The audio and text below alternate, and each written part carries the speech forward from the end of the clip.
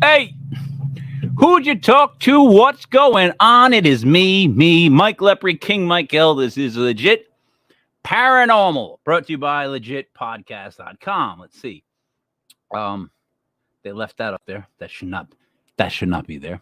It is November 13th, 2022. 11132022. I get 6 and 6 on both sides, buddy. 1, 1, 1. That's 3, and 3 is 6. 2, 0, 2, and 2 is 6. It's even, buddy. It's even. Joining me as always, Buddy Money Fair. What's up, buddy? Good evening, Mike. How you doing tonight? I'm hanging in, buddy. I'm hanging in. How are you? Your Giants won another one. My Dolphins won another one. 7-2. 7-2. Yeah, we're 7-3, Mike, and we're atop for now the AFC East. It's very pleasing. Yeah, very odd. Very odd. Like very pleasing, very odd. Not very odd. Like my beer this evening, Mike. Again, I have big news, which I'll share the big news at the end of the show to go along with our big news from last week. Oh, more big news. More big news. I'm drinking out of a line cider glass because I can't find my Bravo Brewing glass. Hold on. Oh my God, that's delicious. So my beer of the week this week comes to us from Pasco, Rhode Island. It's a lovely little town in northwestern Rhode Island called Bravo Brewing. 1% of the entire annual sales to Bravo Brewing is donated to a charity. A charity called Homes for Our Troops. You know, I got it on my phone. It's much better that way. It sounds much better in Italian. It's clear. It's called Homes for Our Troops. An organization out of Taunton, Mass. Where they're dedicated to building and donating adapted homes for severely injured post 9/11 veterans and their families. Awesome. So Bravo Brewing Company. Speaking of veterans, it was Veterans Day this last Friday. I celebrated by giving tours at the Armory and going to Bravo Brewing to get some delicious beer. Their beer, Bravo Brewing Company, is a veteran-owned nano brewery in northwestern Rhode Island, Pasco, Rhode Island. Co-founded in 2019, Bravo Brewing Company features globally inspired, locally crafted beers, spawning from both North American and traditional craft ales and lagers. They also offer delicious root beer, ginger beer, and sparkling waters, as well as a vast array of craft beer for any taste of beer that you happen to like, whether it be a lager or a pilsner like you, Mike, or a sour, or I had a stout the other night. It was called Mexican Hot Chocolate Stout. It was 8.1%. Hey, buddy. Oh my God. Can I go out? Can I go out on a limb here? Ooh. Yeah, go on a limb, Mike. Did they give you free beer? No, but they are part of my big announcement for the they must be, because what a plug you just gave them, my friend. Oh my God. I'm gonna be drinking beer of the week. It's called Gary's Cherries. It's a vanilla cherry sour, and it's very sour and delicious. So I'm gonna for Liz, I'll be trying the Doc Check lager from over at the Six Dogs. It's Six Dogs. What is it exactly? Six Pack Brewing, Mike. Six Pack Brewing. I get the dogs confused. All right. I can see that. Do your introduction now, please. So this evening, joining us from our he's one of our neighbors to the north. He joins us from Toronto, I believe. Lovely city. He's an author. He's an experiencer. He was a college professor at one time as well. I think he probably still is, or maybe not. Joining us live tonight, Wes G Roberts. Welcome to the show, Wes. Thank you very much, King Mike, buddy. Good to be here. How's it going, Wes? How's your weekend been? Oh, working like a dog, I have to say. School work, yes, I'm still at it. Just a lot of prep, a lot of emails, a lot of marking. It's not glamorous. I would imagine being a professor nowadays is awful. I know. I got a kid who goes to school, college. I get her twin brother should be there too. He's going to do something else. But I've seen college kids. I've studied them over the last, say, 10 years. I was ringing the bell back in 2014, around there, telling my wife that they're not normal.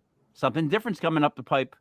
It's just getting different. The colleges are getting different. And then every year it got more and more and more. So I know it's not paranormal, but being a professor, when did you see the world start to change? The whole political correctness of colleges start? Like around 15, 14 for you? Oh gosh, I'm going to say that sounds about right. Up here, we separate colleges and universities. So I've never gone the university route, but I really then saw another big change. And that's what the pandemic did. All the lockdowns here, it was incredibly bad. And so a lot of our new students don't know how to go to school. You can't drive on the highway. Well, there's that.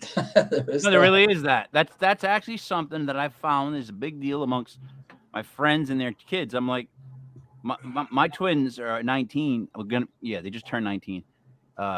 They drive all over the highway. They don't care. Once they get out of the boom, they're going. But some kids won't drive. Right. And they're like, what, 20? And you don't drive yet? You don't have a license? What are you doing? And then they won't. They don't want to hit the highway. But in their defense, they changed the driving test during COVID. Here too. Yeah, what it was an obstacle course. Okay, it was no longer you drove with somebody in the car with you and you did basic things like take a left here, do this there. It was a freaking obstacle course with cones. Now, so many kids have failed this test. It's unbelievable. And the guy that runs the test, right, is like, you don't have to be a prick to work for the DMV, but I bet it's on the application. That's all I'm going to say. I just leave it at that, right? So you can't talk to the driver. The driver can't hit a cone. If they hit one cone, they're disqualified. So it's like, my wife took my twins down, and she made them take the test in our big, gigantic SUV. Bad idea, just being with it. So my daughter failed, and then I missed my wife going crazy with my daughter. My son just got in the truck and he passed. He got his license to get out of there. But so I took my daughter back to the thing, and I sat in the passenger seat, and I looked at what they wanted her to do, and I'm thinking, most of the friends I have cannot do this. They cannot pull up, back up, pull up, parallel. It was like this ridiculous thing, right? I'm in the driver's seat to make it short, and you're not supposed to give comments, but I'm kind of giving comments under my breath. What am I? It's me. How am I going to stop myself, right? So we get to the end of the thing, and the prick comes over and he goes, I'm going to have to fail you because, and I said, no, you're not. And he's like, excuse me. I said, you're not going to fail her. Why are you going to fail her? He goes, well, first of all, you were talking to her the whole way. I said, I was not. How do you know I was wearing a mask? He goes, I can hear you talking. I said, can you prove that I was me talking? So now we get into it, because this is the only way you get things done in Rhode Island. You give them an ass ache. You make them realize that you're going to be a problemsome person. So I get into it. He eventually actually says these words, against my best judgment, I'm going to pass you just so I don't have to listen to your father for the rest of the day, because I'm pretty sure he's not going to leave. And I go, I'm not. He goes, Dad, you wanted to get a license? I'm like, yes. He goes, you can shut up now. Boom, license. We're out of there. We were actually sitting there waiting for the license, and we're actually thinking, should we get out of here? Like, just get it. We felt like we could get your license and let's get out of here. Let's run. Let's just get out of here with it, right? But it was like, why do you have to be such a prick? Like, why did he have to make it so tense? They made it so tense. These kids, back to these kids, they can't take pressure. They can't take the outside world. Like, God forbid, a mosh pit. Holy Christ. I wanted to do a skit of like a 2022, 23 mosh pit, where like all the kids have like personal space. They don't hit each other. They're constantly putting on stuff on their hands to keep themselves clean, and they just kind of dancing around. No one actually ever hits each other. You know what I mean? Like it's just how it is. So I'm sorry. Back to you. So with them changing, did it change the way you had to approach teaching?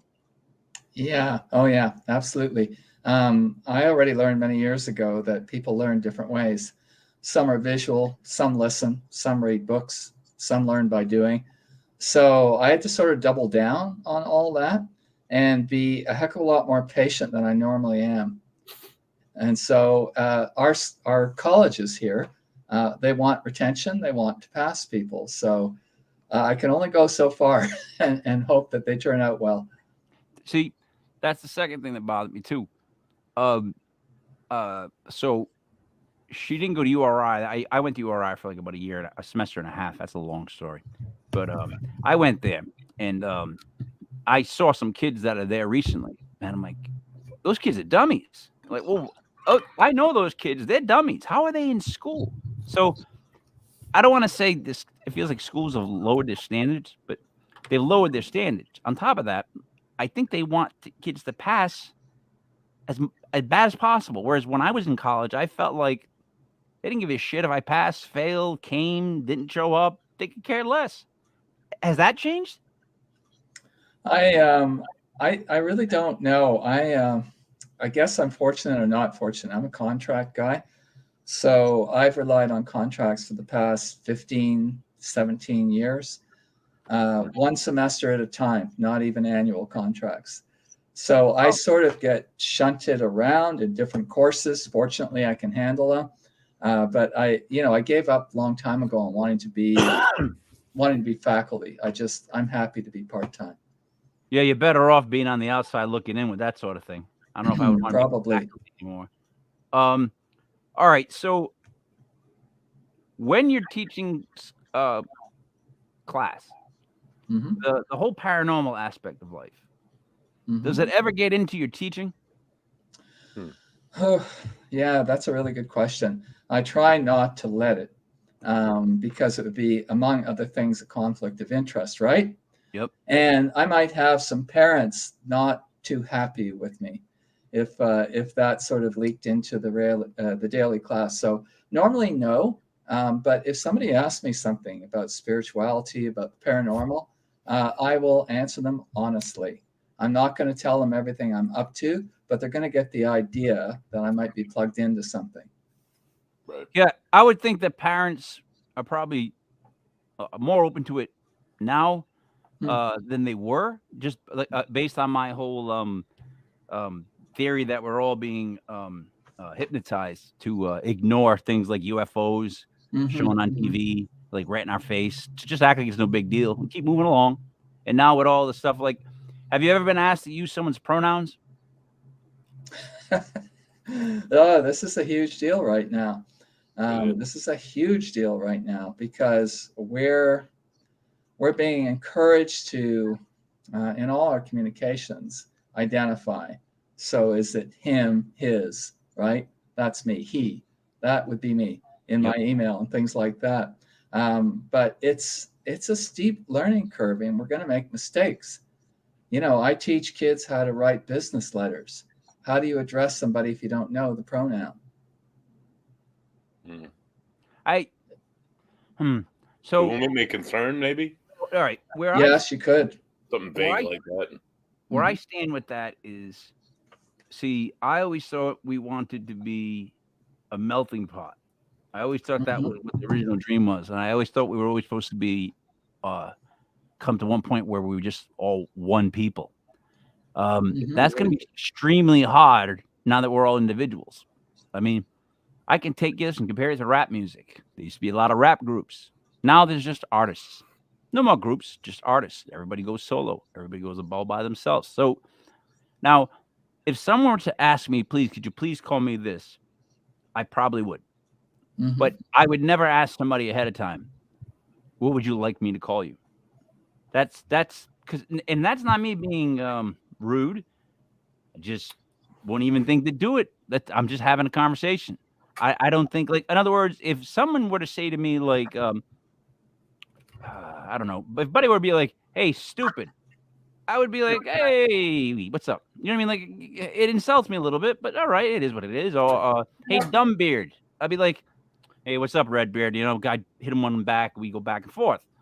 So I'm not like that. Like, I've been insulted before and whatnot. But if I were to say, like, I'm sorry, can I? I'm sorry, miss. Can I help you? And someone were to say to me, don't call me miss. That's not my problem. You see what I'm saying right there? That's not my problem. That's not my problem right there. Like, what I just said and where you took it is your problem. It's your problem with what you want to be called, where you think you want to stand out in the world, where you're going to be this individual. Like, I'm sorry, I get it. I would have called you that if I knew it, but I don't feel bad that I said it wrong. That's a slippery slope, Mike, because here in the state of Rhode Island has a law that protects people against the use of pronouns. So you kind of have to address them how they feel as far as what I've heard. What I'm saying is if I misaddress somebody the first time, right, they can't just slap a lawsuit on. No, fuck a lawsuit by using the wrong pronoun the first time. Like, are you kidding me? Like, what are you supposed to be, a mind reader? Like if you say it first, if you repeatedly say it wrong on purpose, that's being a jerk. You're out to hurt somebody. What I'm saying is, True. On my end, they're almost making it like our job to proactively know before we speak to someone. That's not a conversation. That ruins a conversation with me. Like, a conversation, we just start talking, and things we just talk. There's no rules, and we start talking. Like, maybe you hit something, someone goes, I don't want to talk about that. But that's cool. But it's a conversation. Am I making any sense to you, Wes? I've always been pretty straightforward about how people should address me, even in school. It's just first name. Yep. That works for me. I know we're supposed to keep a formal distance between ourselves and our students, but this is never a road I've gone down. I'm quite comfortable if nobody ever calls me professor. You know what I mean? Yeah. It's just, so see, you cut right through it with Wes. That cuts everything else out. Just that's that. Or if you want to be an individual, that's actually who you are, Wes. Everything else is, whatever. It's subjective to all our heads. Okay. Now, over to the paranormal world. Please. Sure. Was this, buddy? Don't say please. These are important things that I want. I love the communication stuff, Mike, but I really want to hear the meat and potatoes. We will, but you never get to talk to a professor. When you get somebody like that, you got to ask them these questions. This is what's kind of going on. This is what's important. Now, to the paranormal, which I'm not saying is not important. I just used not twice in a row. I apologize, Professor. So, talking about the paranormal, you started. Let me ask you this, because this is what I wanted to ask you. What is your connection with the spiritual world, you personally? My connection with the spiritual world just happened almost by accident when I was a teenager. When I was around 15, it's like something's calling. You know what I mean? You have a calling in life. So something was calling. And the way it first started was, there's mediumship, there's the paranormal, there's seances, there's spiritualism. That just started calling. And I started to answer the call as I could as a young guy. And then it just became further and further. I noticed I had some what's commonly called psychic abilities. I'm not saying they're super, but they are there. And I started to investigate them. I was a very young member of a parapsychological research institute. It's no longer here, but when it was in Toronto, I banged on their door for 2 years until they take me in. And the reason I did that was, it worked. I had experiences, and I wanted to go and talk to people that had experiences. So I was the least qualified person there for 9 years. I was surrounded by researchers and scientists and mathematicians and just me. And so we did tons of interesting experiments, and we gauged the results and we statistically analyzed them. But my interest has always been in doing, not in being an experimenter, more like in being the experiment. And so I've kept that up to this day. I've never lost interest. See, that's exactly why. That's exactly what I enjoy. And it's funny. When did the word paranormal come into your vocabulary? Like you're cruising along doing stuff, and then all of a sudden you find out that it's all paranormal. I'm gonna say literally 17 years old, maybe 18, literally that young. And then it just grew from there. And there's so much of it. 100 lifetimes I couldn't do what I want. Wow. Now, buddy, have you ever had feelings like this, that you were attached? That I was attached? That I had some kind of sensitivity? Yes. That I had that my body became aware of certain energies in the room or certain energies in the area. 1 minute, and then like the next minute, like 1 minute it'd be fine, there'd be nothing, and then the next minute it would be like sudden, it'd be like on top of me, it was there, it was present, and then it was gone. It's like I tell people all the time, It's not all the time. It's sometimes it happens once a month. Sometimes it happens 10 times in a row. Sometimes it doesn't happen for a year. It just you can't predict when it's going to happen, or if you're not trying at one haunted location and not another. I don't know. But yeah, that's if you're not trying to purposely make it happen. Right. No, you're just trying to. I walk into a place as objective as possible, as open-minded as possible, without any thought or rationale. Like, what's going on in my body right now, but like nothing. Like, I try and be calm. I try and all right, focus. But it just hits you either way, or it doesn't hit you either way. So Wes, you're in deeper though. So you have a deeper touch with it. I think the best part about paranormal is the one-on-one conversations, is having conversations with people. Like I keep saying that like proof and stuff like that is not really what is going to get people. It's the personal experience. It's it's having your own personal experience and hearing someone else's personal experience. That always seems to be a huge deal. So did you notice right away early on that like that the greatest, I don't want to say greatest power in all this, but the greatest part of all this was the connection, the being able to connect to somebody? Oh, 100%. That's my main interest. I have to echo what you just said. I'm interested in working with individuals, communicating with individuals. If somebody wants to put me through some tests, fine. But it doesn't turn my crank. I just want to connect. And once you connect, you can develop deeper relationships that go beyond this. Yeah, I get that. So I wonder how you've, I don't want to say honed the skill, but how it's developed over time. And like tell me how it's like, because it's got to be different now than it was when you were 15, right? Yeah, I guess I'm more informed. That's good news or bad news. That could stunt your psychic growth. True. But I guess getting in a research institute helped me understand the length and breadth of this and why those people go to great lengths to say it's objectively true, when that was never really my interest. But it developed over time because I kept experimenting with friends. I kept doing stuff with friends or groups of friends. Let's get on the phone. Let's see if I can tell you what you're wearing. And if you wore jeans every day, that's nothing. But if this person dressed differently every day, that'd be a little fun. What kind of colors? What are you wearing? Then little card games, just with a regular deck of cards. What card am I going to pull up, right? And then getting with groups of people and saying, hey, you want to try something like meeting in the dream world if you want to look at something interesting, or you want to try achieving an out-of-the-body experience. So I wanted to do everything. And so I kept reading and kept connecting with people. Meeting in the dream world. Mm-hmm. Is that actually something that you can tell somebody? Because that confuses the crap out of me. So meeting in the dream world, that's possible? Like, let's start there. Yeah, I believe it's possible. I've certainly done it a couple of times. It's a matter of intention there, King Mike. It's intention.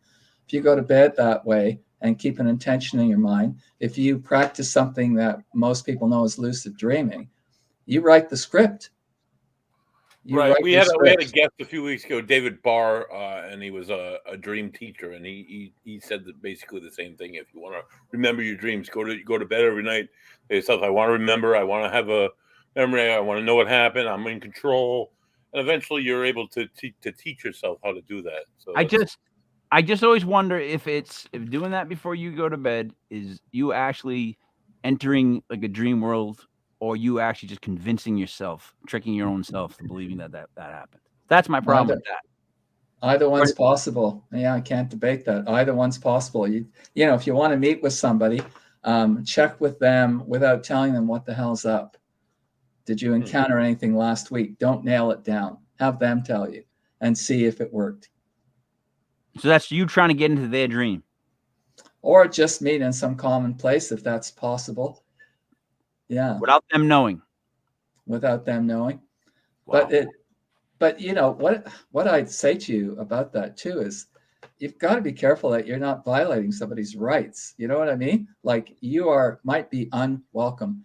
So I generally like to work with people that I know, if they're game for this, let's try a series of experiments and see what happens. I don't want to, like, violate somebody and say, hey, I got in your dream just because I could.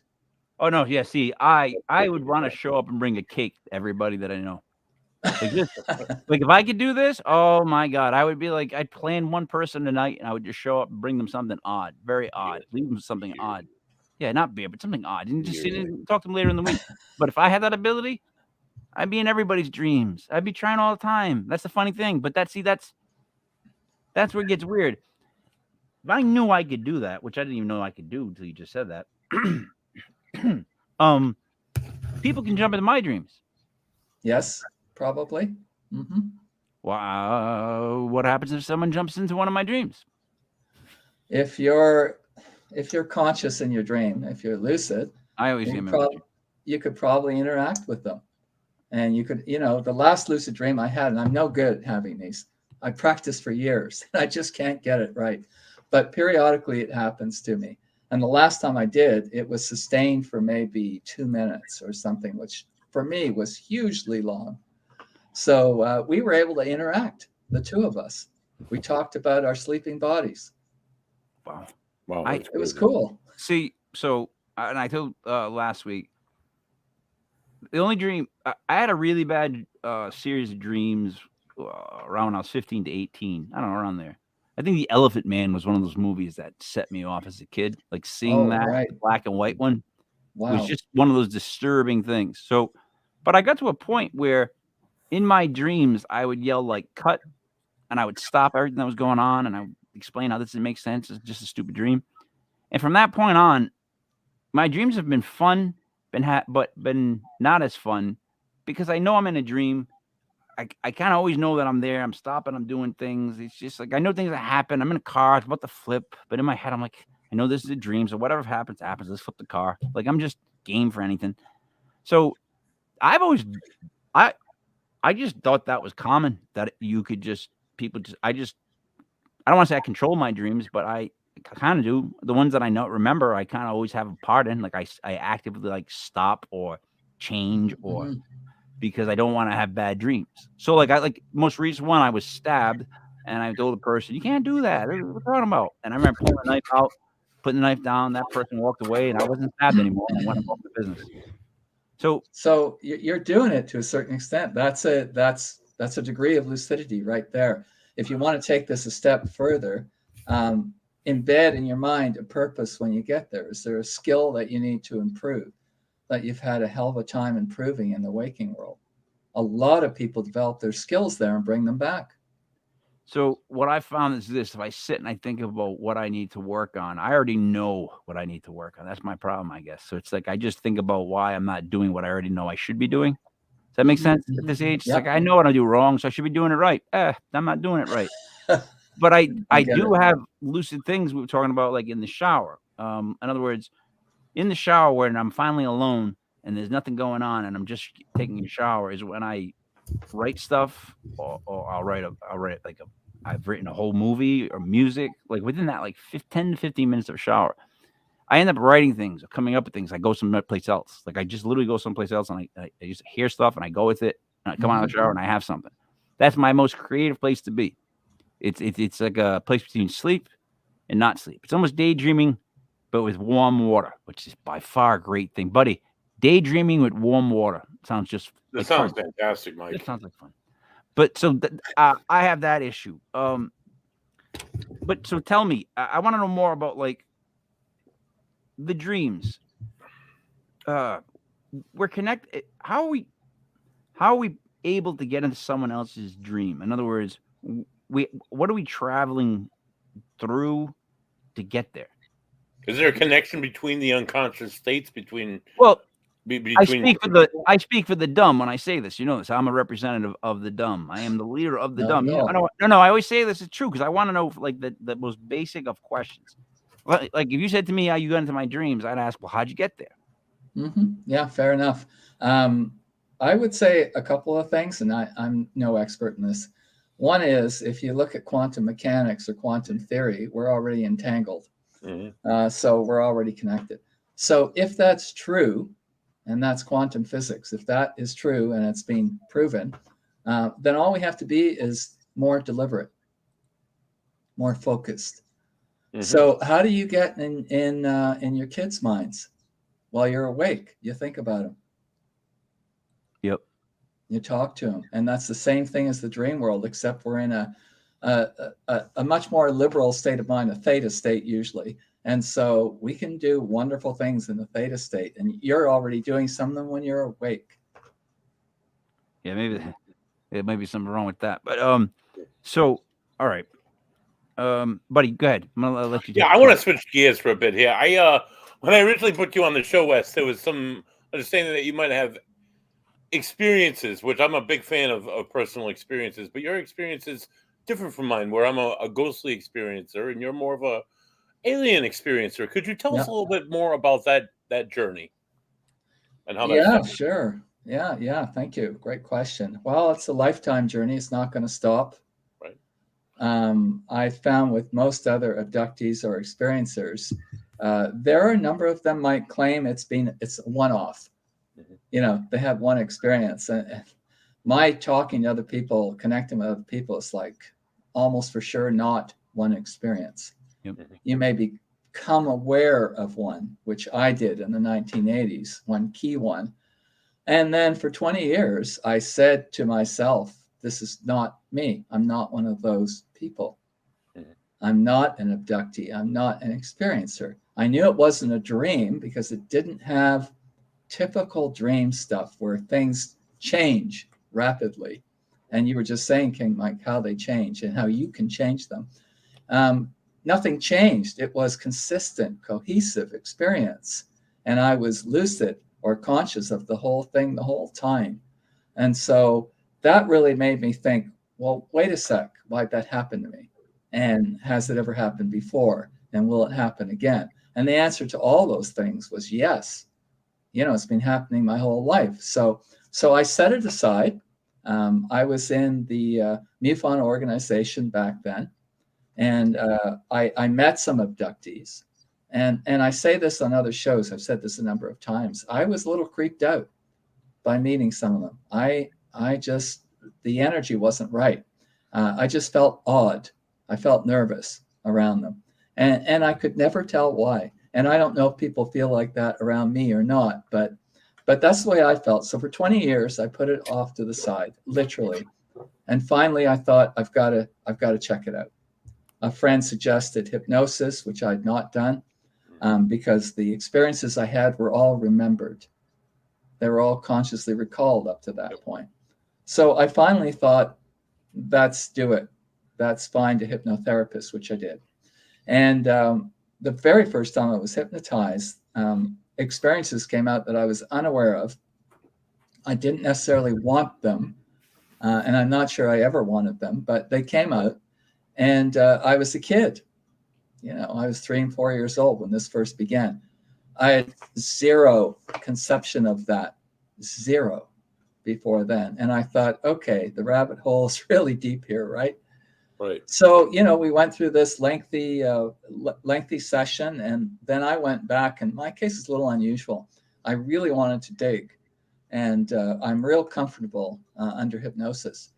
So my hypnotherapist and I did 5 years worth, 35 experiences, maybe 35 sessions. And in between those, after those, before those, I still had conscious experiences that I would remember. Mm-hmm. And because we're talking about dreams so much, it's like, this is the best place for them to get a hold of me. Any of us, we're accessible. We're vulnerable. We're in an altered state of consciousness. We're reachable. And so they know that. And so they were able to reach me quite handily. And so from that point on, and this around, I'm going to say around 2008, 9, 10, when I first went to a hypnotherapist, it's just been enlightening, would be the way to put it. And hypnotherapists, if they're good, and I want to qualify this in my own opinion, they'll never lead you anywhere in hypnosis. They'll just, in my case, I was just told to open a door that I felt like opening. Behind that door was an experience. So that was the key beginning, really, to starting to come to terms with it. That's really fascinating because I mean I've known people that have experiences like traumatic experiences as children, and they go through that whole life not even like believing that ever happened, and then one day they open that door and it all comes flooding back. Every intricate, detailed memory. It's amazing what the brain will hold on to for years, decades. It's true, buddy. And for the longest time, people dissed hypnosis because they said it was creative. Mm-hmm. And actually doesn't access the creative part of your brain. It accesses memory. Mm-hmm. And so it's like, wow. So after my very first session, I said to Leslie, my hypnotherapist, this shit for real? Right? Yeah. And it was, and it is. And so then I had to integrate it into my life. That took a while. And then once it was integrated, I wanted to share it, start talking about it. This isn't for money, right? I mean, yes, I have 2 books. No, I hardly make any money off the 2 books. I don't care. I wrote them mainly for me. So if a few people buy them, that's great. I don't want to diss people buying my books. Lovely. Thank you. But the first one was kind of unique because Leslie and I would talk about an experience. She would analyze it just like she did in real time. And then the second book was me on my own. And it's all about sharing. So when I first appeared in front of people, I was nervous as hell. Did you have bad or good or both experiences off the jump? So I had mostly positive experiences. I'm going to say I can almost count on one hand, but now it's 2 hands maybe, the bad ones. But if I count my experience, let's say I'm aware of maybe 60 to 70 incidents. So if I count those, I would tell you 6 or 7 were quite negative, and the rest were positive or neutral or actually beneficial. Most are beneficial for me. All right, but that would be 6 out of 60 something would still be about 10%. So if someone told me that I had a 10% chance of it being very bad, still wouldn't take those odds. I would not go with the bet. I would not bet on sports on that one. I would not know. How bad is bad? It's like I want to understand what bad is. So I'm there with you. If I thought another 10% worth would be bad, I'd say, screw this. I'm done. I'm over with it. But I don't get to call those shots. I get put in situations. This is what they do. They put you in situations, scenarios, conditions, rooms, situations. They put you in those things and they want to see what you do. So they're not necessarily taking away my ability to act, but they really want to see what I'll do under stress. This has been what I've seen, good and bad stress. So how bad is bad? Well, one of the situations was with my ex, although that's bad enough. I'm sorry. I've asked her multiple times. Couldn't let it get by. Could not let that get by. I'm sorry. Had to get that in. Had to get that one in. No, it just came up. I'm sorry. I'm good. So I asked her a bunch of times, does she remember anything? Nothing. Nada. And so I don't think that means she was not there. I've been in situations where there's like freaking robots. They're not people. And then I've been in situations where there are people. And she was a people. She was there. And we both had to go to a facility, stick our heads in a device, become very changed. And the experience ended up with both of us crying. So that's how bad that is. So, all right. The whole time, are you being like complicit? Are you just going along with everything? Or do you remember going along with everything? Or the whole time, are you like, get the fuck off? What's this? F you. Yeah, no, more like that. Especially in this one and a few others, it's like, what are you doing? And then my ex and I were separated. It's like, why are you doing this? And then my head's being put in the machine where I felt suffocated. So I was highly objectionable in this whole thing, all the way to the bitter end, and it's like, what the heck was that all about? And so I had to take that back and integrate it and say, okay, so this was an analogy. This was a metaphor for changes I had to make in this life as this guy. not as the guy in that abduction experience. So that's fine. How do you take that way? See, look, buddy, I would be like, next time I saw an alien, I'm taking a swing at him. I don't care what he's going to say. I don't care what he says. I'm swinging at him. If I get free at any point, I'm swinging at one of those aliens. I don't care. Because at that point, a big head, right? No, but at that point, like, how do you go? Like, how are you possible? How do you find it in yourself to come out of that, reflect on it, and get past? Like, because I guess my temper issue goes along with being me, but I don't know if I could let that go. Like, I think from that point on, the first time he did something that hurt me, I just would be in defensive mode. And maybe that's why I'm not abducted, because I wouldn't be very much help. Like, I would be I'm Italian, buddy, drink. And it was part of our show. Full-blooded Italian. And we're not those type. I wasn't raised by those type of. Here's how I can explain it, right? Here's a joke. There's an Irish guy, a French guy, and an Italian, and they all got captured by cannibals. And cannibals go up to the French guy and they say, you're gonna take your bones and we're gonna make them into shovels and stuff like that, tools. And he's like, no, mon ami, don't, no, please don't. And then he says to the Irish guy, we're gonna take out all your organs and stuff. We're gonna serve them up and barbecue them. And the guy's like, I can't do an Irish voice, but he's like, no, please don't, whatever. And then they says to the Italian guy, and we're gonna take your skin and then we're gonna make it into a boat. And the Italian guy grabs a fork and he goes, I got your boat right here, you son of a bitch. I hope you drown in this boat. But you don't get any steps. So never mind. But that's our response. Like in other words, it's like after that one time, I'll be like, screw this. No more aliens. They're coming in this house. I'm got traps. I'm gonna try Ghostbuster shit. Like, So how did you not go there? Like, because obviously you know something more than I do.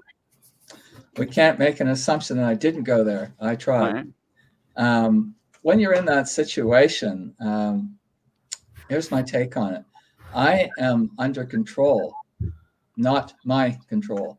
Something else's, someone else's. I mean, if they can implant memories that'll last a lifetime, they can do a whole bunch of other stuff too, and they do.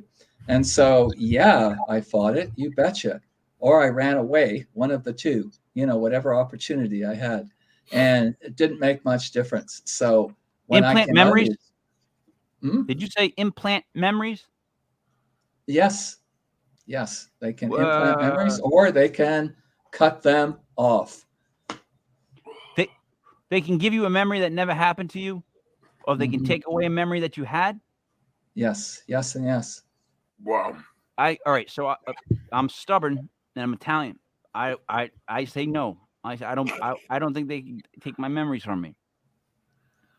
Well, what can I say? They've done it with me and other people. Sometimes they call it implanting a false memory, but it's like a memory cap, mostly in my place. It's like we might let you recall vaguely some detail of this experience, or you might remember the whole thing. But generally speaking, you're not going to remember it all. So Leslie, my hypnotherapist, thinks that these have a shelf life, that after maybe 20 years, you're going to be able to access it. I don't know, because I'm still unable to get the full picture of a couple of experiences I went through. Hypnosis or no hypnosis, I cannot. See,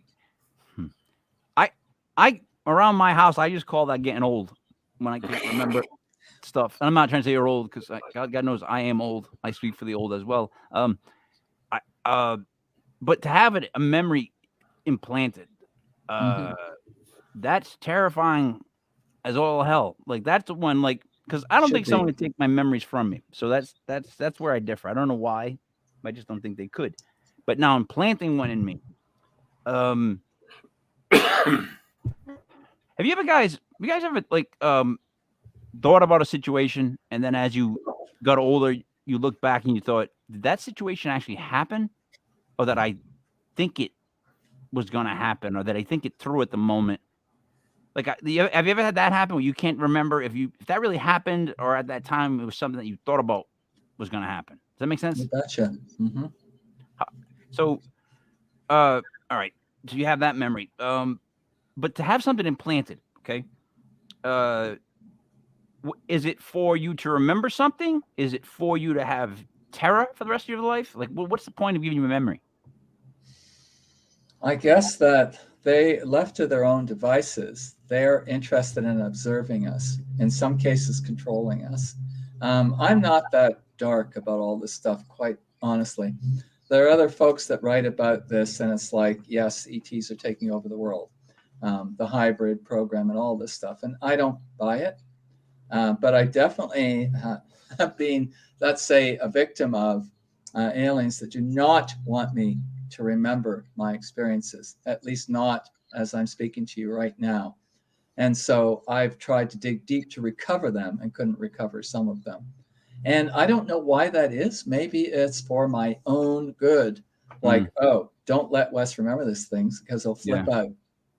Right. Yeah, but my mind has done that to me with just regular life situation. Me too. Mm-hmm. So I always wonder. I just always wonder if it's our minds tricking us or if this is actually. So speaking of aliens, plural. When I think of an alien, I think of the classic gray head with the big eyes. Mm-hmm. Have you been visited by different species?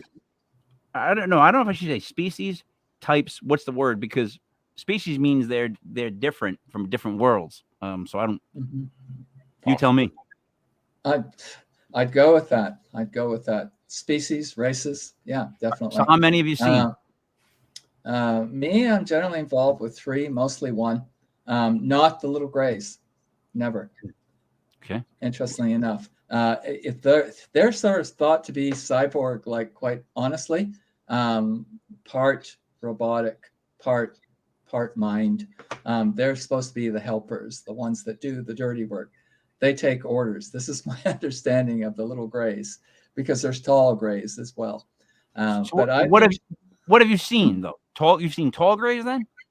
I've seen something like tall grays. I've seen brown-skinned aliens. I don't know what they're called, but I'm not the only guy that's seen them. Are they brown? What type of brown skin? Scaly? Yeah. Well, not reptilian necessarily. I see where you're going with that, but yeah, sort of scaly, unfinished. It's like, wow, they weren't finished. They were let out of the mold too early. They weren't quite completed. So brown skin, they call them helpers sometimes, or doctors sometimes. Tall grays, and then the rest have been, I'm going to have to say to you, Nordics. These things are tall, thin, blonde-haired things. I mean, 7 or 8 feet tall and straight up and down. Sounds Nordic. Yeah, very Nordic. So that's the race I'm mostly connected with. But I have to tell you, just to insert a factoid, if I could, or maybe it's not a factoid. Our former defense minister here in Canada, he was the deputy prime minister. He was in on it. He was in on information from the US and other countries. And he had discovered that, the US, Canada, maybe other countries too, have been routinely dealing with, connected with and working with 8 to 10 different species. Okay. So here's what strikes me about that. Species, right? So meaning that they're different looking, different styles, whatnot. And then you come back to this globe we call the Earth. And on every different continent, there's different looking species of humans. You identified one as a Nordic type alien, which to me would make it fit a certain area of the world as far as what it looks like, the height. Funny enough, when you think of Swedish, like if I said a Swedish girl, Swedish guy come in a room, we would both think blondes, probably tall, that type of thing. Right, yeah. So is there any odd connection between the species in the different parts of the world? Like, in other words, were we all, they always say that aliens kind of had something to do with our progression. So is it just one alien had to do with our progression, or have we been visited by different species, which is why we have different types of humans? So I don't know if that's why we have different types of humans, but mine is just speculation, but multiple species.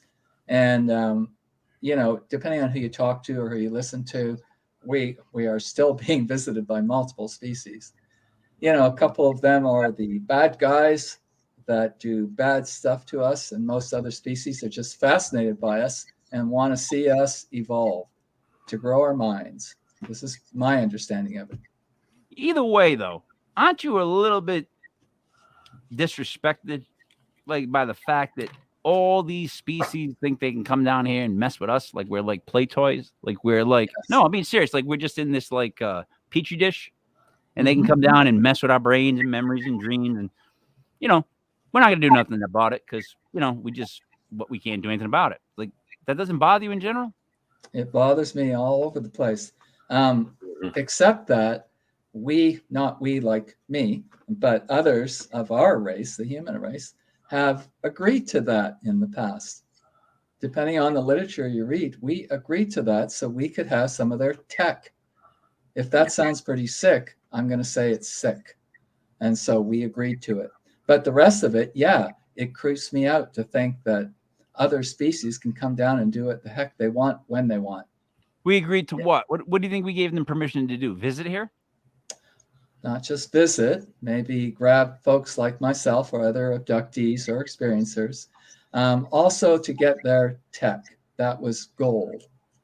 That was something that we really wanted. Casualties of war. Sure. So in other words, basically what they're saying is we'll give you X amount of people to use as practice, whatever you want to use. You teach us how to use a laser disc. Some say.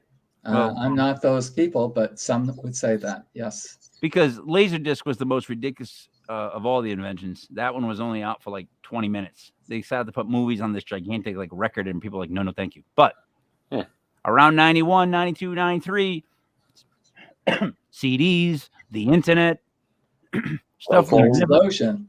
Yeah. There was the internet created a whole other world. Like we can actually see a social world. We actually can see a world within our world for the first time, which is like, isn't that kind of another universe in a weird, messed up sort of way? Most likely. Yeah. I mean, I can't imagine how suddenly these things happen. You know what I mean? Like that doesn't make sense to me at all. There's got to be some kind of intervention, if not interference. It's like, oh, we'll show you yours if you show us theirs, and suddenly we have things like an explosion of tech. The internet's been sitting around, such as it was, since the 1960s, but the World Wide Web, what we know as the internet, came out in around 93 or so, and it was this miraculous thing. And some people think it's like practice, so it connects us almost instantaneously, as if that's kind of a practice for our minds to go without it, one day. And I think that's what we're doing here. This is partly what we're talking about, going without the net, which is kind of just like a metaphor for the rest of our lives. I remember watching the Jetsons and thinking how ridiculous some of the things they had were. Yeah. I thought like that'll never happen. And then, I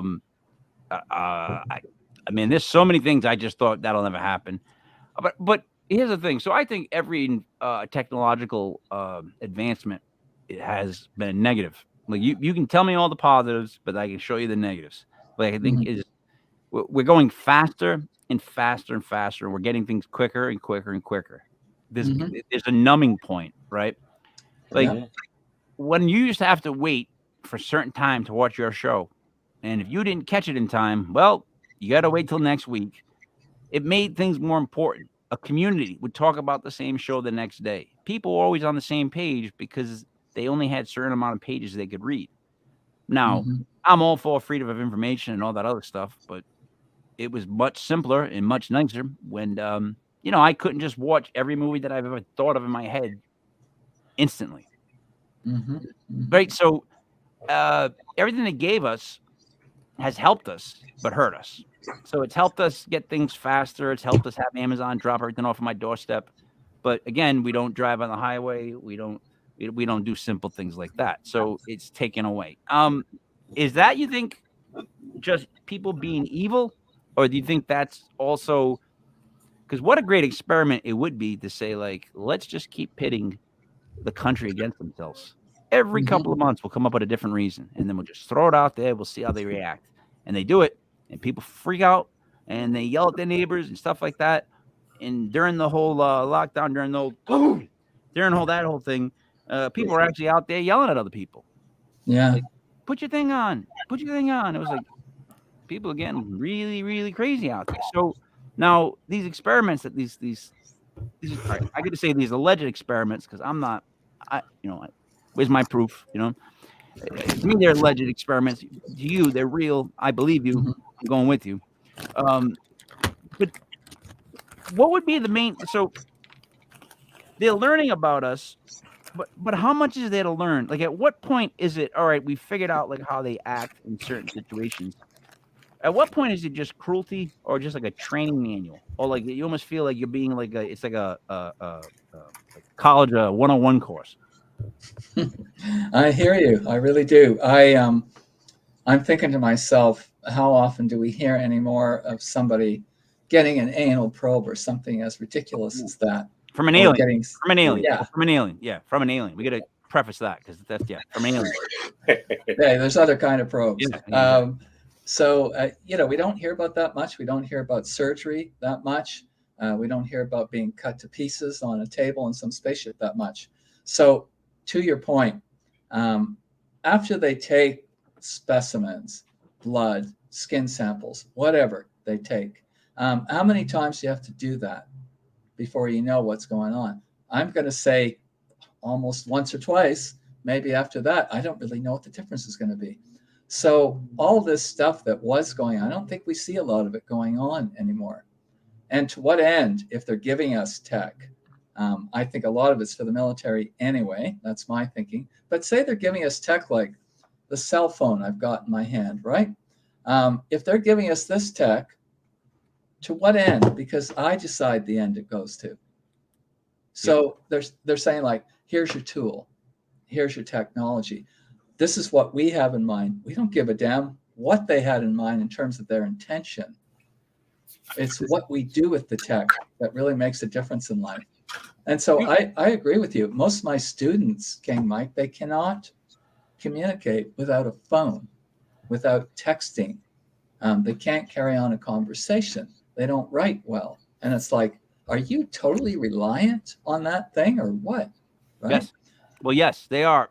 So remember in the book 1984, George Orwell? Am I right? Mm-hmm. I remember reading that, and I remember laughing at it. Like we would never let somebody in with a TV that could watch us every day. Like, how would that ever happen? And then you just watch as they put a phone in your hand that tracks you. I got into a fender bender about a year ago, and the police were like, "It's okay. We got like 4 or 5 cameras that probably saw it." It's just like when you realize how many cameras are actually out there now, like they're on every street corner, everywhere. Like it changes what you can do as a kid, the adventures you can have, the trouble you can get into and not get into because there's no cameras. But in other words, we're being tracked the whole time now. Everything in our house is smart. My TV is a smart TV. The coffee machine might have some smarts to it. Refrigerator's intelligent. Everything gets connected. That's not a positive thing. I don't find that as a good thing. I don't think that's going forward. I think that's exactly what they would want us to have, is everything connected. Like, we keep going right into what they warned us about something we thought was absolutely ridiculous, and we just keep walking face into it. Does that make sense? Agreed. I'd rather not. I mean, I rely on my phone like anybody else, but I also put it down periodically and I write with a pen.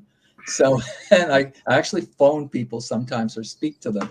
So I'm with you. I think that's a loss. That's a huge loss for us. It's funny. I write everything down first. I like to use magic marker. I like to write things visually. And if I have something important to talk about, Buddy knows this, I'll call him. He had to get used to this. I'm a phone guy. Like I can't express to you what I want to say to you unless I'm talking, because that's how I actually communicate. Like, it comes out of my mouth. You know what I mean? This stuff, with the laugh out loud and the thing, that and the other, it's like, that's all part of that speech. That's why you're right. It must be hilarious when they try to write out something now and they just don't know the correct form of a word. Like they're using like, numbers in between. Like, it's just like awful. It must be awful. Straight. So, aliens, the government's known about aliens for a long, long time. I would agree on that. They had to, military wise, right? Mm-hmm. For them to release any information on UFO sightings, to make anything, to confirm any sightings of something that's like the Tic Tac thing and all that stuff. Mm-hmm. I feel like something bigger had to happen. You're not going to show me something small and jingle it like keys unless there was an explosion in the other room that I'm not aware of. Does that worry you? That like they let out a little bit, but why? Like, why would they let out a little bit right now? It's a whole topic. I'm not very educated on it. The whole topic of disclosure, which some of my friends in the UFO community is vitally interested in. Yeah, it worries me. It worries me because, hey, what actually happened in the 40s? You know, did a couple of UFOs crash or did we take them down? Which is the new thinking about that, right? We took them down. And it's like, what? And so I agree with you. Showing us a video of something that's indistinct, even though it's on a camera on a jet, it's indistinct and the pilots are flipping out about it. That's the tip of the iceberg. Yeah, They're just drip feeding it to us. To hear fear, or not fear, but like shock in the pilots' voices. Like, if you've ever listened to like pilots talk when they're flying, it's the most bland, like like Charlie Brown's teacher. But those were like, oh my God, oh, it's gone, oh, it just dropped. Like, that scares me, man, because you know, I know back in the day there were the old Art Bell tapes, and then there was this weird thing you could order for, and it was a video on UFOs, and Dan Aykroyd was actually in it, and it was it was like all these like claimed like sightings of UFOs, because Dan Aykroyd is really, really, really into that. Yeah, he's interested. Yeah, and but it was like of the older time stuff, like the older things. Now they have cities where like they all show up at once and just stay there for a couple of minutes. Like, that's actually happened, right? I don't want to say Madrid and be wrong, but it's something like that where they just showed up and stood there for a little bit, for a while. They've now done that, aliens, in my opinion, like aircraft, UFOs, whatever you want to call them. What is that now? Now they're just kind of coming out and hovering and waiting for a while, and some people are catching pictures of them, and it's getting like they're letting us see them a little bit more. And I think they have that degree of control, quite honestly, that they can let us see them a little bit more, that they can make that control. But as far as the military and our governments, yours and mine and others, I honestly believe they're just tip of the iceberg, drip feeding us. Occasionally we'll get a science fiction that's not so much fiction. We'll get big movies, huge action movies are sort of letting us in on something, conditioning us. But honestly, I don't think we're going to run around like chickens with our heads cut off. If the government says, yes, there are UFOs, yes, there are aliens, I don't see that happening anymore. So I don't know what their agenda is, but there are a lot of people interested in disclosure for sure, worldwide. Would you say, Wes, that there's a definitive coercion between world governments and this alien population at all? Oh, gosh, yeah. Any of the races or all of the races, or I absolutely think there is. It's like Canada seems to be on the same page as the US and as Britain. And it's like, really? So nothing unique happens anywhere anymore? And yet you get places, some places in Mexico and other places around the world where they have these flaps or waves. And people can film these things for 10 minutes. Right. And the government, their respective governments are like, yeah, so that's cool. That's happening. They don't seem particularly panicked about it. You know, you say like a lot of people have like conspiracy theories about like why this, why that. I have one. Here it is. So I'm gonna just show you how I, as an older Italian buddy drinking in, would piece this together. So we're being programmed, whether it seems to be by alien species or by our own species, right? They're dumbing us down.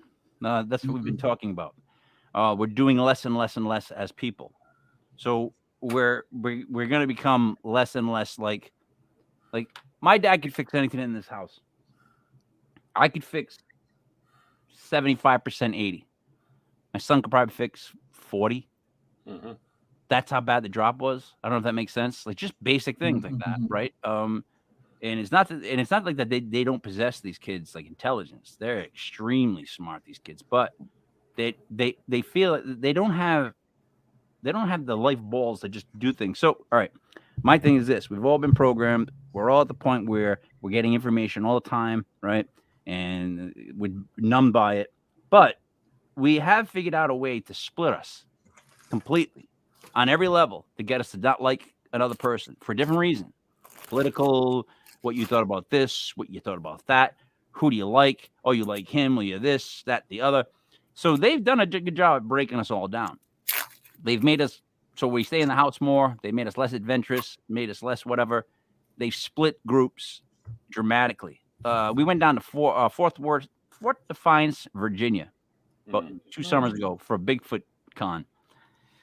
Great people, great people, but totally different people than people in Rhode Island. Just what they believe, and it's when you hear them, it's so firm in what they believe that you go, there's going to be a problem. Like, because I know what other people think that are so opposite of what they're thinking. I'm going, man, how can you guys both be so far from the middle on this, on everything I've talked about? And then you realize we're at the perfect point for it to be taken over, for an alien thing to come in, us not to give that much of a resistance because we're fighting amongst ourselves, right?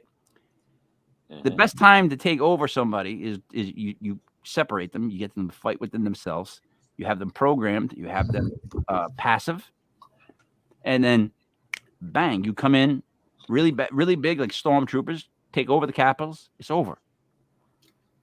It's done. Or the government could be doing a lot of this, and for like one big false flag dream where because the only thing to unite us and to get everybody in different countries to maybe come together and fall in the one martial rule is if we were attacked by another world, because then it wouldn't just be our president, who's president, what president, it'd be the UN, it'd be whatever, and boom, not on what they would have planned. Because if they do that, there's a lockdown, there's UFOs, we got to switch to this, universal money. I could go on and on and on what they could do with all this power. Like, people say, yeah, that's crazy. It is crazy. But could it be done? Oh, God, yeah, it could be done. All this stuff could be done. They could easily do all this stuff. And if people say that it can't, well, look what they've done already. They have every bit of information on everybody they need to know. They know what you like to shop for, where you shop. Your phone checks in for you sometimes, and you go someplace. For Christ's sake, it's ridiculous. So I always fear the worst when it comes to that. Anybody that's messing with my memories, my dreams, my head, that's going to come in and try to affect me personally on that level, they're not just like, did they give you a gift, do you think? Or, I know this is going to sound odd, you think in some weird way they've tried to hold back your gift by all these visits? First, I just want to speak about what you said, which is true. We're divided enough. We don't need their help. We're doing a great job of being against our neighbors. It's awful. And so what perfect grounds, what a perfect environment to come in and kick our butts in, because we're already fighting each other. So yeah, I would be wary. I'd be concerned about something like that. And you're right. Would it unite us?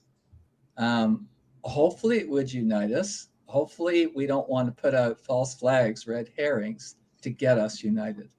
And that's what some people fear. It's like, we're going to be invaded by an alien species.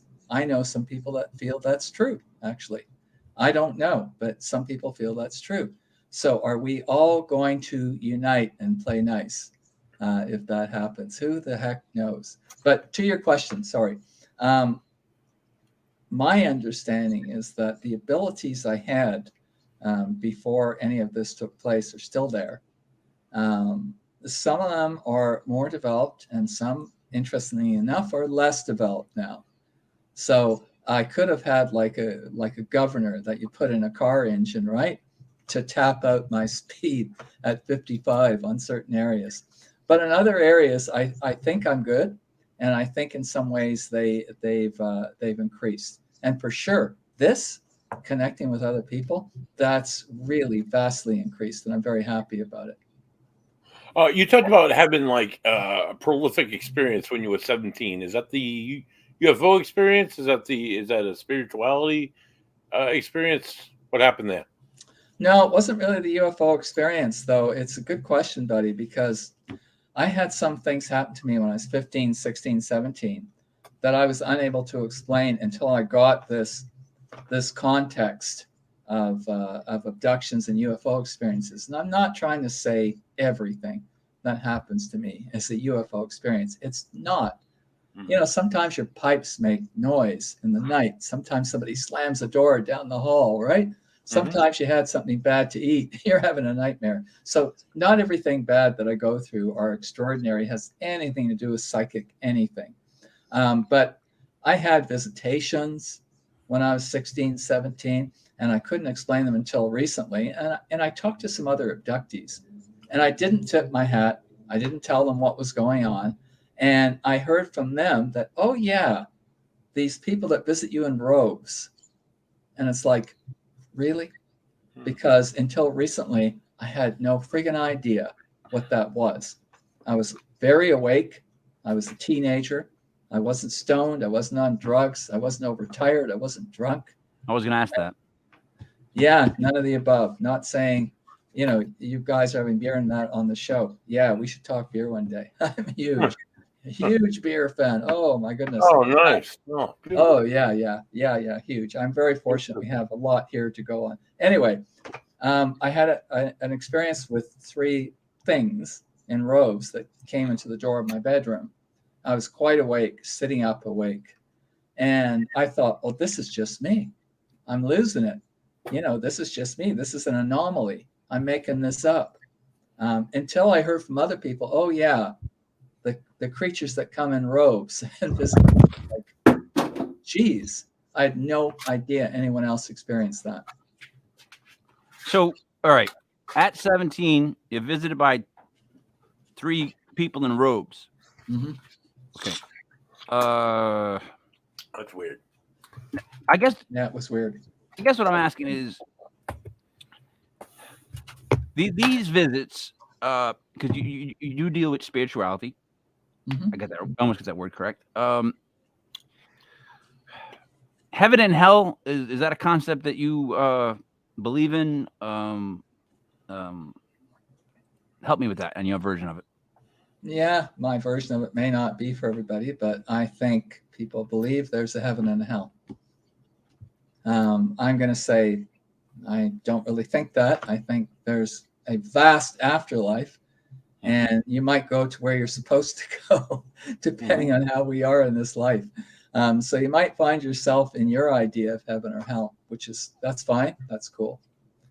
So spirituality, 100%. This is what I thought that experience was all about. Oh, I'm having a spiritual experience, until I started to talk to some other abductees. And it's like, yeah, these creatures come along. I didn't go with them, but that was what they wanted. They had their arms extended, like, follow us. And it's like, I don't think so. I'm not going. I didn't go. So that was that time. So that starts to change your wiring a little bit, you know, when you think, okay, there's some real creepy shit going on in my life, and I can't explain it all. How have you dealt with it then throughout life? Like therapy? Like how did you deal with like something like that? Because I know I would be freaking out, and I mean, who are you gonna go talk to? Gosh, this is what I try and tell people that are maybe experiencing something. I'm not trying to talk them into it. Maybe they're not, but if they think they are, I tell them to take baby steps like I took. And I began to tell, like, you know, you tell your wife, or you might tell your kids. I don't have kids, but you might tell your wife, your kids, your partner. You might tell your very best friend that you've been through something. Let's see how that goes down. And then you might expand the group of people that you tell this to.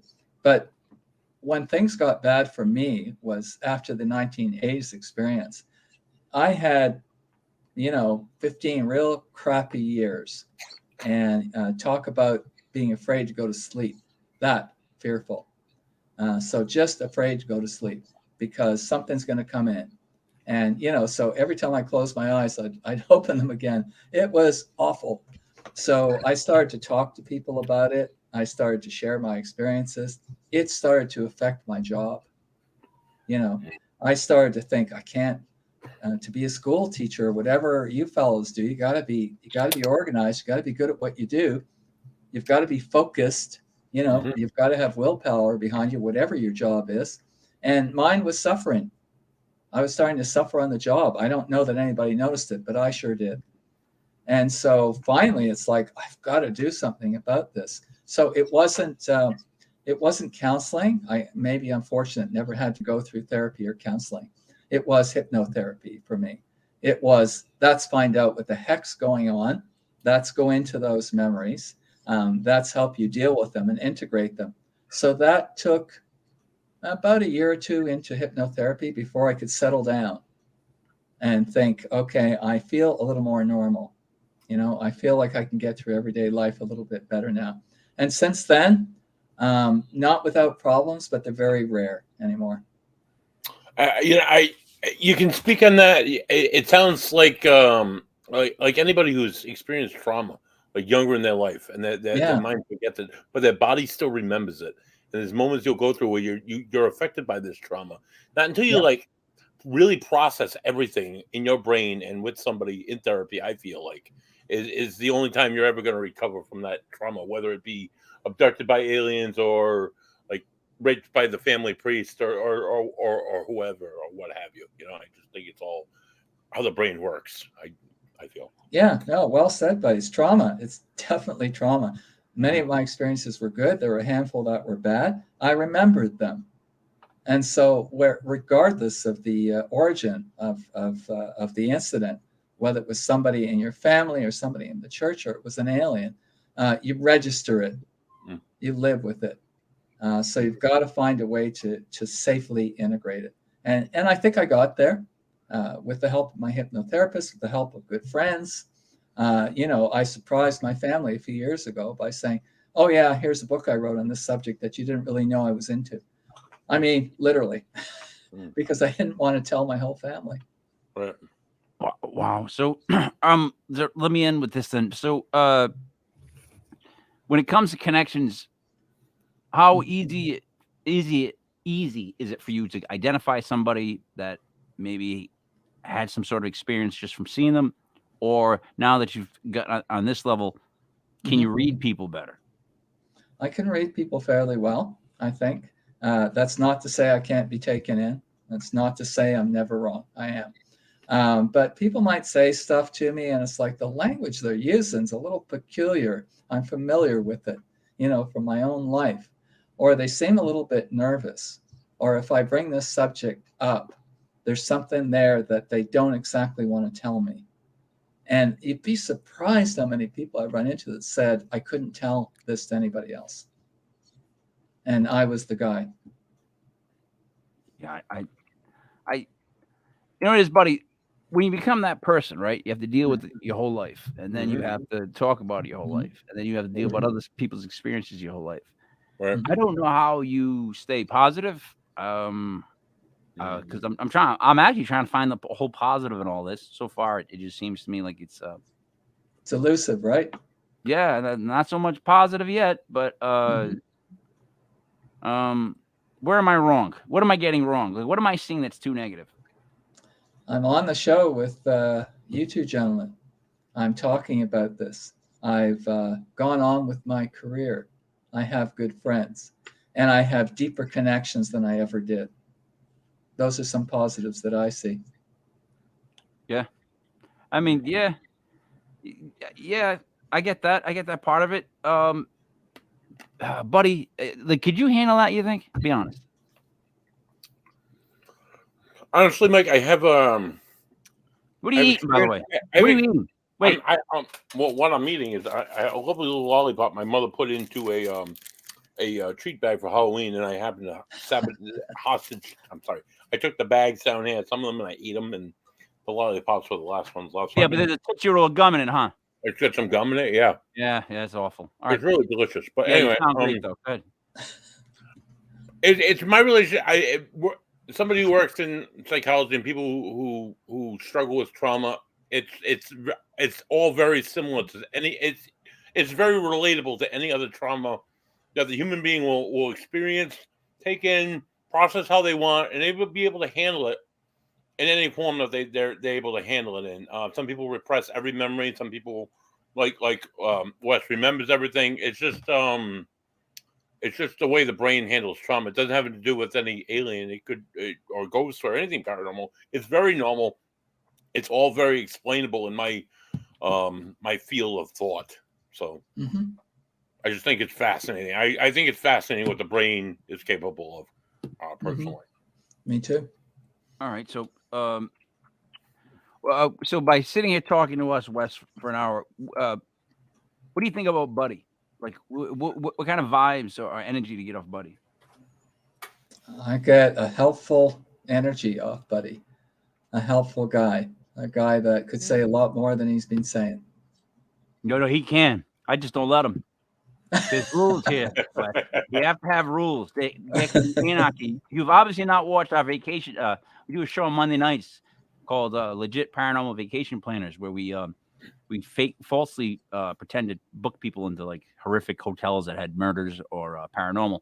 Oh, geez. Yeah, interesting. It's fun, but sometimes Buddy here can get just a bit off track. A little bit. A little bit. So we have to keep him in check, Wes. It's just good for all of us. It's good for all of us. All right. So do you see anything about Buddy though? Can you tell anything about Buddy other than being just helpful? No, I don't think so. I'd need to spend some personal time, some one-to-one, quite honestly. Right. So I'm a paranormal investigator, so I like to help people in that sense. And then I work with children. So yeah, I guess I could be helpful on that side of the coin as well. And I like to talk about great beer. So I'm helpful to the local brewers here in Rhode Island. I think that's fantastic. Is my second talk about great beer. Second quick question. If Buddy's helpful, what do you get from me, Wes? I think you're real straightforward. You call people on their bullshit, which is fine. I'm totally good with that. You ask piercing questions. You ask good questions. Until a person can experience a thing for themselves, they may entertain it, but not necessarily agree with it. And these are some of the things I see coming from you, which is all good for me. I appreciate that. I'm a big Norm Macdonald fan. Oh yeah, rest in peace, Norm. But greatest thing I ever got from him was he was in an interview and he told people how they always say, like, he would always tell people he's only read like 2 books his whole life, or he would just say stuff like that. And Norm Macdonald read like Russian literature. He was just like a genius. But he said nobody wants to see a comedian come up that's just smarter than them and just kind of talks down to them, unless like that's their gimmick. But like people don't want. So when I host a show, I have to speak for the dumb because I got to get the basic questions asked. Like a lot of times I see people on shows, or I watched you on a show recently, where the people were such fans of you and what you do that they asked just complimentary questions that were like, they were just like lobbing it to you and letting you sometimes do what you want. That to me isn't as much of a conversation as it is where like we say something that maybe it doesn't even have anything to do with what we're talking about, but you still talk and we travel there and then we come back to the road we were first on. So I appreciate that you're able to do that. That you don't mind going from one to the other and switching up and just enjoying the whole I have not been looking at these. Look at this. I would stick with Jalen Hurts personally. That's crazy. I'm sorry about this one. Someone just threw this at me. Someone's offering Joe Mixon and Justin Fields for Jalen Hurts. You think I should take it? No. It's a football question. We're on a paranormal show, right? However, seeing how I always get things right, I don't know if this is a keeper league or if it's a 1-year league. If it's a 1-year league, I don't know how many weeks you got left. But in general, if it's a keeper, and if not, take Jalen Hurts. Don't be a dummy. This one says at work, random channel surfing. Well, thanks for stopping in on the random surf. See, Wes, what I've done now is we're on like 2 or 3 different Facebook channels. We're on a couple of YouTube channels. We're doing a Rumble channel. Rumble is something that we really need to look into. It's really starting to blossom. There's really not a niche for paranormal as much as it should be. That's just a whole new medium that some people are going to. And look, the reasoning behind the medium, I don't care. Like that's the whole thing with me. I don't care what politics the medium is behind. Like if it's a medium that I get my show on, and then I'm gonna give that a shot. Anything to say before we wrap up, Wes? I appreciate all this. I know we didn't, buddy. I know we didn't touch on a lot of alien stuff. We touched on a lot, Mike. I think we touched on a lot. It's the first time we've met Wes, and I really wanted to get to understand everything about him. There's a lot of things that he's got going on that are worth conversation. Like just being a professor alone, I could have went on for 2 hours. The dreaming, the ghosts, spirituality, everything included was just like you could go on for hours about each topic. So whatever. So I want to say thank you for this because it's just totally organic. I mean, this is how life works. Life isn't scripted, So it's just totally organic. So I really appreciate that. No, I would just say to people, keep your eyes and ears open for input. It can come from everywhere. And that's what I've been doing all my life, and I'll keep doing it. You should. You know what? I can't believe how you don't just snap on one of these kids in a class and just tell them, go drive on the highway. You know what? Why don't you try driving on the highway? Imagine if you said that to them. Like, look, you're correcting the thing. You're like, look, buddy, you got this wrong. You got that wrong. And you signed it, see you later with the letter C. Then it was YA, later, LATA. Like, anybody, you can't do that. And then they're like, you know what? I'm going to tell my dad that you just don't like tall ginger guys with beards. That's what I'm going to tell my dad. That's what Buddy would say. Next thing you know, now you got people storming because Wes hates gingers. Oh my God, you have redheads walking all around. Not good. No. See how I can flip on you, Wes? Just that quick. Just that quick. Buddy, now, should we wrap Wes up? Because I don't, is he going to want to hear your whole beer? I have only a 5-minute beer. He's a beer fan, Mike, so he might want to hear a 5-minute beer. Okay. All right. My life. So last week, as we told you, we are doing a relabeling project with Six Pack Brewing to Bristol, Rhode Island, where they're taking their double dry hop Timmy and relabeling it as Legit Paranormal Brew. It's an 8.5% alcohol by volume. It's a beautifully crafted with it's Citra and something else. I can't remember the hops off the top of my head. But it's a beautifully crafted double dry hop New England IPA. 8.5% alcohol by volume. Then they're going to take which is Timmy, and then that's perfect. They're going to take their Italian Pilsner, by the name of Lenny, and they're going to craft it and call it relabeled called Ba Fangool, which will fit well into our whole Italian drinking game that we have here on the show. Wes, just interrupt, Wes. The bar that I sit in right now, this is my bar my whole life.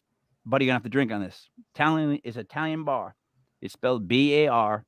And then Fangool, F-O-N-G-O-O-L. If you're familiar at all with Italian and you put those words together, Bar Fangool, hey, what Italian's not going to want a Bar Fangool beer? Go ahead, buddy. I'm sorry. So anyway, and it's an Italian Pilsner, which is even more delicious and sweet. So they're going to relabel those, and we're going to put some of those out. We're going to have a few of those on the show. The second beer announcement that we made last week, Line Cider, the brewery owned by Dan Copen and Jeremy, I don't know his last name.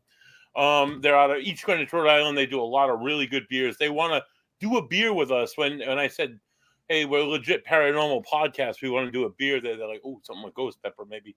So maybe an IPA, maybe a ghost pepper, maybe a porter, maybe a stout. I don't know what they're going to do. But hopefully it'll be a delicious beer. I'm sure it'll be a delicious beer. They do delicious beer at Line Cider Brewing. And inside of my Line Cider glass tonight is a lovely beer made by Bravo Brewing. I picked it up especially because it was Veterans Day here in Rhode Island and here in the United States on Friday. Big salute to the veterans. Thank you for your service and your sacrifices. And I was approached by the brewmaster, Chris. He was a veteran of the U.S. Air Force. He wants to do a brew with us. We're going to brew sometime in the spring, early summer with Bravo Brewing, and I'm hoping we could maybe call it like Beer for Every Man or something like that. I think that would be effing epic, man, because this guy here. Does he? Hashtag love to drink beer. It's what I love to do. Go ahead, Mike. You can finish. Did you tell the guy about the name Beer for Every Man? we haven't talked into that great detail, but he definitely wants to do a beer with us. Sit down, build our own like taste, flavor, palate, rock and roll, man. Coming full circle, Wes. I was in a band, and one of the first songs we ever wrote was called "Beer for Every Man." I mean, I was like about 20 years old, and it literally was about just wanting to drink beer and not caring about anything else, like just saying whatever to everybody else. So it's one of those songs that, like, I don't know if you're familiar. You look like somebody who played music, and you just do. You look like somebody who's involved in music. I don't know why you give off that vibe.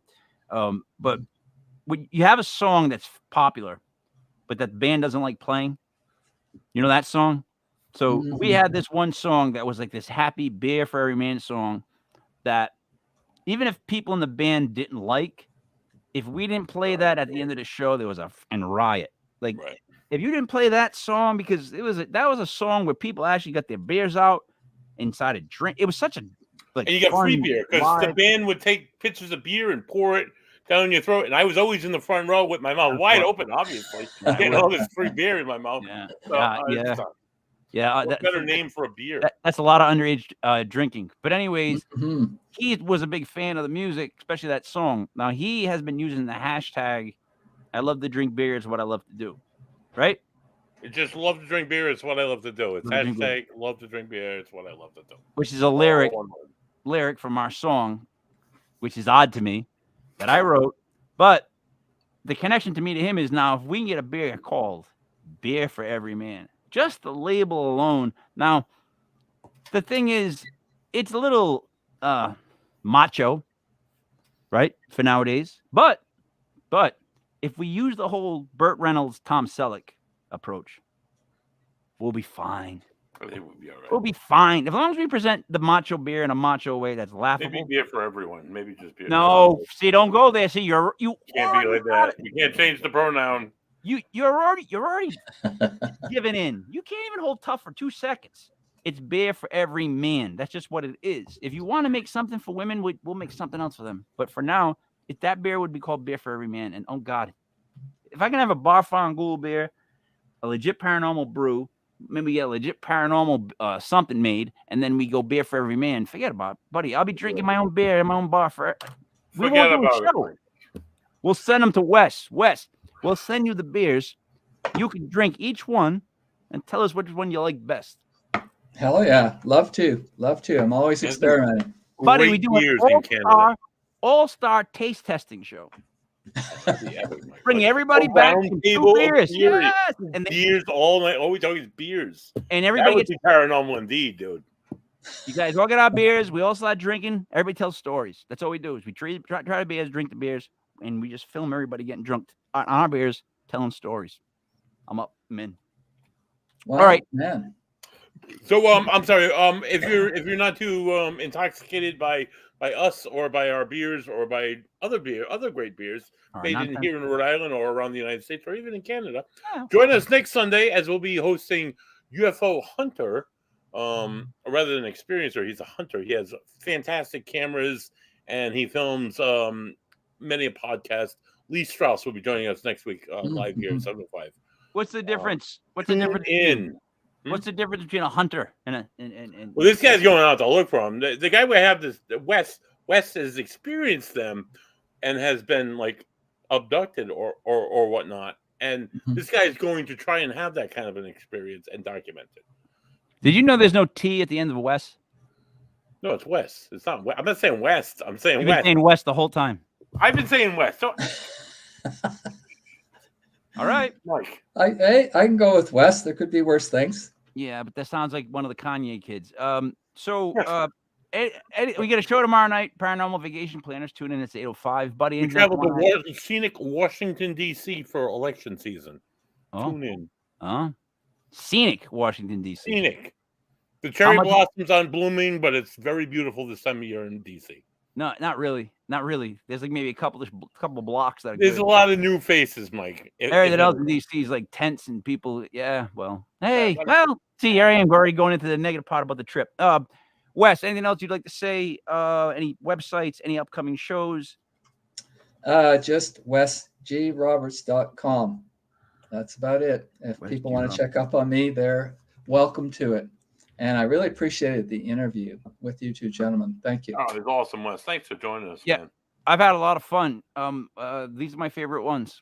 Like again, I know Buddy likes to stick to schedules, but my favorite conversations are the ones that start here and then they go all over the place. But we always get back to the ending. And I learned a lot from you. Just even the whole dream thing. I'm gonna try to jump into Buddy's dreams tonight and drink all his beer. Like, Buddy, every time you go to crack a beer, somehow I'll be in the dream and I'll be like, ooh, I'm putting it down. That's my goal tonight. Mike, you can't handle my beer in dreams or reality. Yeah, that's my other thing. No one would jump in my head in my dreams. They'd be like 10 seconds in, be like, I'm out. I don't care what Leprey's doing. I don't know what he's up to. I'm out. All right. I got nothing else. Wes, I know we talk a lot. I apologize for that, but it's just how we are. But I do appreciate you being on, and I look forward to you being on again. I hope we stay in touch because we have a lot of ghost teams, a lot of UFO teams that are young and experienced, and they have a lot of questions, and I can't answer any of those questions. So knowing that there's somebody that we can use as a referral, someone that has information that maybe they need or would like to hear, we could always send. Not going to send a million people your way. I'm just saying, like, people that that I can't get to the bottom of, I definitely would help them. Probably would by sending them your way. So I will always do what I can, Mike, including just giving people my honest advice. They don't make stuff up. So that's the best thing you can do is give someone honest advice. Period. I think. Period. So for Buddy Money. So give me 1 second. I'm sorry. I want to do that a little bit better. Hold on. Give me 1 second. I don't want to drop this on you too quick, buddy, but I want to show you something. So for Buddy Money Fair, for Wes G Roberts. I'm trying to pull this up if I'm going to get it in time. I don't know if I can. Buddy, I'm going to have to show you this picture after we get offline. It's me, Mike Leprechaun King, Mike Elders, Legit Paranormal, brought to you by LegitPodcast.com. Buddy, I have an announcement for you after the show. That's big. Thanks for tuning in. We will see you again Monday and then Sunday night.